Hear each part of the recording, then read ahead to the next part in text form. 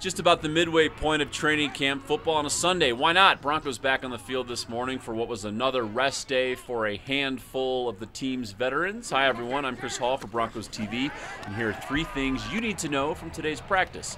The team will put out the first depth chart of the season Monday, and while head coach Gary Kubiak urged people not to read into it too much, it could give an indication of how much some guys will play against the Seahawks, which thankfully that game is getting close. Real football is right around the corner, you know. It'd be good to go out there and play against another team, you know, tired of beating up on your own guys, seeing the same stuff.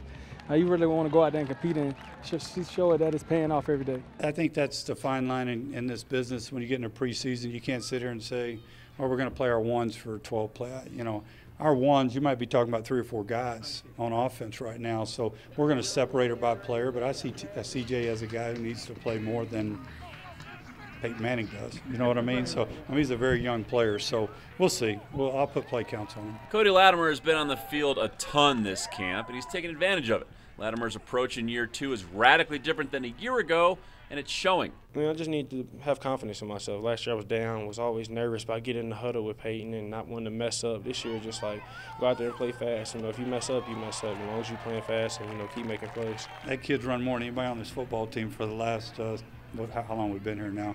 A year. But he runs a lot, so he's wore down. But when he freshens up, you know, you can watch him. When he's fresh in practice, things are good, things are sharp.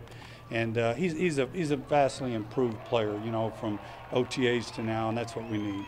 The Broncos have signed an undrafted college free agent to the active roster 11 years in a row.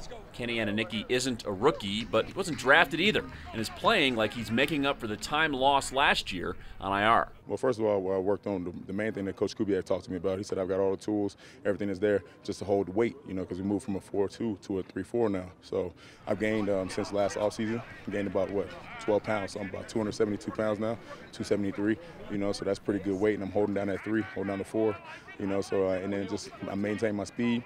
Gotten bigger, I've gotten stronger, I've gotten faster, you know, so just using that, implementing everything that Coach Kolar is teaching me, you know, right there on the field, learning from my guys like Malik Jackson, Derek Wolfe, you know, and everything that Marcus Ware has taught me too, and bringing that on the inside, so to help make myself unstoppable.